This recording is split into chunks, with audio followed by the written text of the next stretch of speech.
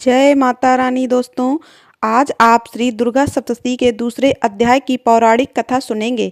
देवी को नमस्कार। मार्कंडे जी इस संसार में परम गोपनीय तथा मनुष्यों की सब प्रकार से रक्षा करने वाला है, और जो अब तक आपने दूसरे किसी के सामने प्रकट नहीं किया हो, ऐसा कोई साधन मुझे बताइए।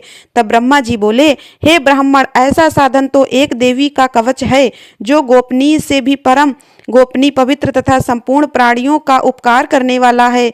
महामुनि, उसे श्रवण करो। देवी के 9 मूर्तियां हैं, जिन्हें 9 दुर्गा कहते हैं। उनके पृथक नाम बतलाते जाते हैं। दूसरी मूर्ति का नाम ब्रह्मचारिणी है। तीसरा स्वरूप चंद्रघंटा के नाम से प्रसिद्ध है। चौथी मूर्ति को कुष्मांडा कहते हैं। पांचवी दुर्गा का नाम स्कंद माता है। देवी के छठे रूप को कात्यायन कहते हैं। सातवां कालरात्रि और आठवां स्वरूप महागौरी के नाम से प्रसिद्ध है। नवी देवी दुर्गा का नाम सिद्धदात्री है। ये सब नाम सर्वज्ञ महात्मा वेद भगवान के द्वारा ही प्रतिपादित हैं। जो मनुष्य अग्नि में जल रहा हो, रण भोग में शत्रुओं से घिर गया हो, विषम संकट में फंस गया हो, तथा जिस प्रकार भय से आतुर होकर जो भगवती दुर्गा की शरण में प्राप्त हुए हों, उनका कभी कोई अमंगल नहीं होता। युद्ध के समय कट में पड़ने वाले पर भी उनके ऊपर कोई विपत्ति नहीं दिखाई देती। उन्हें शोक, दुख और भय की प्राप्ति नहीं होती। जिन्होंने भक्ति पूर्वक देवी का स्मरण किया है, उनका निश्चय ही अबुद्धय होता है। हे देवेश्वरी, जो तुम्हारा चिंतन करते हैं, उनकी तुम निसंदेह रक्षा करती हो। चामुंडा देवी प्रेत पर आरूढ़ होती हैं। वाराही भैंसे पर सवार होती हैं। इंद्री का वाहन है, रावत हाथी है। वैष्णवी देवी गरुड़ पर ही आसन जमाती हैं। महेश्वरी वृषभ पर आरूढ़ होती हैं। कुमारी का वाहन मयूर है। भगवान विष्णु की प्रतिमा लक्ष्मी देवी कमल के आसन पर विराजमान है और हाथों में कमल धारण किए हुए हैं। वृषभ पर अरुण देव ईश्वरी देवी ने श्वेत रूप धारण कर रखा है। ब्राह्मणी देवी हंस पर बैठी हुई हैं और सब प्रकार के आभूषणों से विभूषित हैं। इस प्रकार ये सभी माताएं सब प्रकार की योग शक्तियों से संपन्न हैं। इनके सिवा और भी बहुत सी देवियां हैं, जो अनेक प्रकार के आभूषण की शोभा के युक्त और नाना प्रकार के रत्नों से सुशोभित हैं। यह संपूर्ण देवियां क्रोध में भरी हुई हैं और भक्तों की रक्षा करने के लिए रथ पर बैठी दिखाई देती हैं। यह शंख, चक्र, गदा, शक्ति, हल और मौसल, खेटक और तो उमर, पशु तथा पास और त्रिशूल और उत्तम सारंग, धनुष आदि अस्त्र शस्त्र अपने हाथों में धारण करते हैं। दैत्यों के शरीर का नाश करने वाली भक्तों को अभय दान देना और देवताओं का कल्याण करना, यही उनके शस्त्र धारण का उद्देश्य है।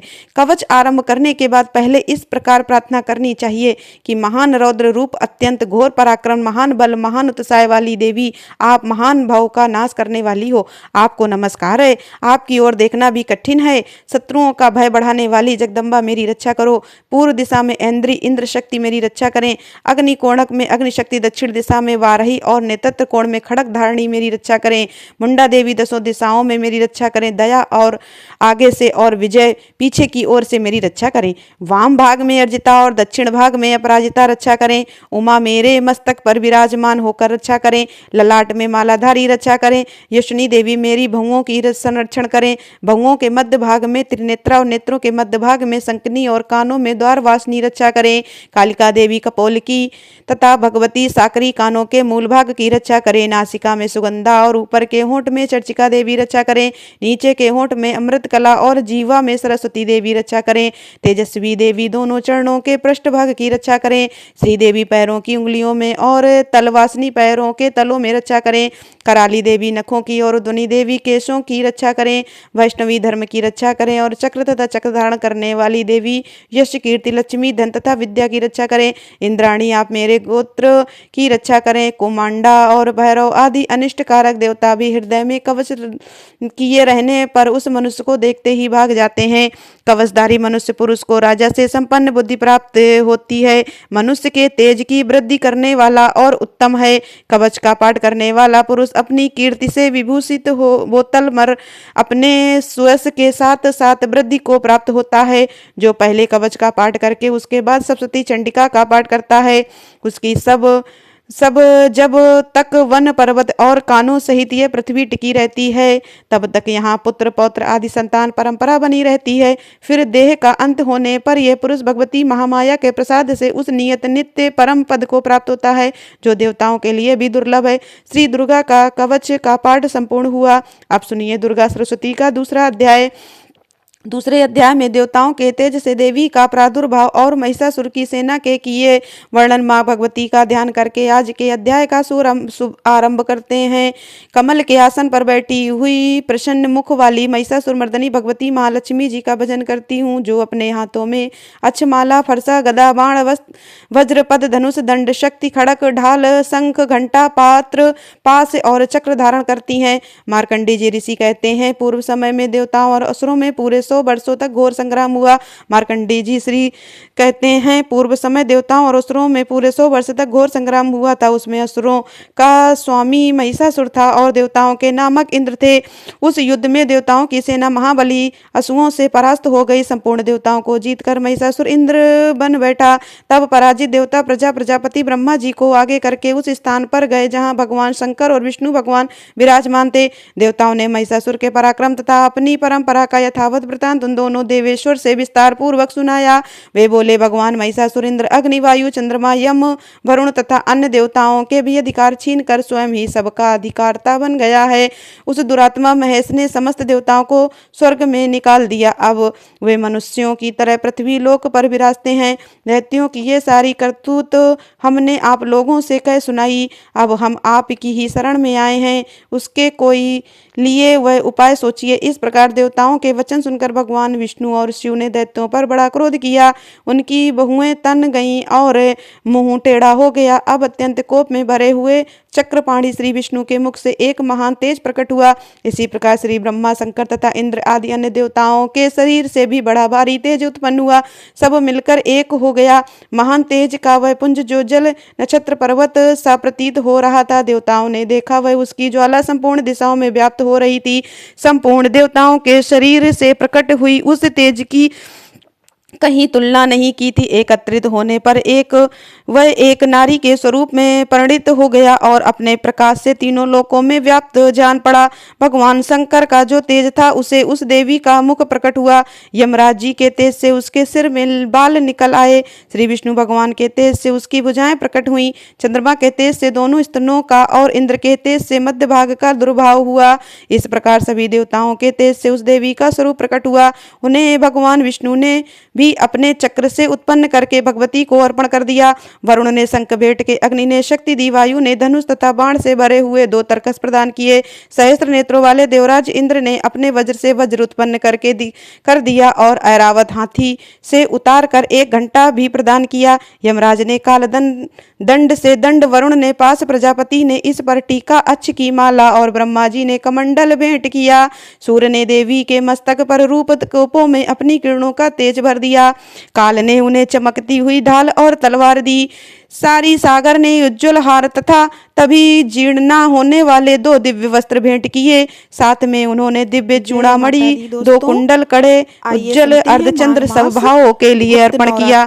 हिमालय ने देवी को सांवरी के लिए सिंह तथा तरह तरह के रथ समर्पित किए। कुबेर ने मधु से भरा पान पात्र और संपूर्ण नागों के राजा शेष ने, जो इस पृथ्वी को धारण करते हुए उन्हें बहुमूल मणियों से विभूषित किया, नाग हार भेंट किया। इस प्रकार अन्य देवताओं ने भी आभूषण और शस्त्र अस्त्र देकर देवी का सम्मान किया। इसके बाद उन्होंने बारंबार अट्ठास पूर्वक उच्च स्वर से गर्जना की। उनके भयंकर नाद से संपूर्ण आकाश गूंज उठा। देवी का वह अत्यंत उच्च स्वर किया हुआ सिंह नाद कहीं समा नहीं सका। जिसके बाद आकाश उसके समान लघु प्रतीत होने लगा। उससे बड़े जोर की प्रधुन हुई, जिससे संपूर्ण विश्व में हलचल मच गई और समुद्र कांप उठे, पृथ्वी डोलने लगी और समस्त पर्वत हिलने लगे। उस समय देवताओं ने अत्यंत प्रसन्नता के साथ सिंह वाहिनी भगवान भवानी से कहा, देवी आपकी जय हो। साथ ही महेश ने भक्ति भाव से विनम्र होकर उनका स्तवन किया। पूर्ण त्रिलोकी को शोभग्रस्त देखकर दैत्यगण अपनी समस्त सेना को कवच आदि से सुसज्जित कर हाथों में हथियार लेकर सहसा उठकर खड़े हो गए। उस समय महिषासुर ने बड़े क्रोध में आकर कहा, यह क्या हो रहा है कि वह संपूर्ण अस्त्रों से घिर रहा है। सिंहनाद की ओर लक्ष्य करके दौड़ा और आगे पहुंचकर उसने देवी को देखा तो अपनी प्रभा से तीनों लोगों को प्रकाशित कर रही थी। उनके चरणों के बाहर से पृथ्वी दबी जा रही थी, माथे के मुकुट से आकाश में रेखा सी खींच रही थी और वे अपने धनुष की टंकार से सातों पाताल को सुलाती है। देवी भी देवी अपने हजारों भुजाओं से संपूर्ण दिशाओं को आच्छादित करके खड़ी थी। इसके बाद उनके साथ दैत्यों का युद्ध छिड़ गया। नाना प्रकार के अस्त्र शस्त्रों के प्रहार से संपूर्ण दिशाएं दास होने लगी। चिर नामक महान असुर महिषासुर का सेना नायक था, वह देवी के साथ युद्ध करने लगा।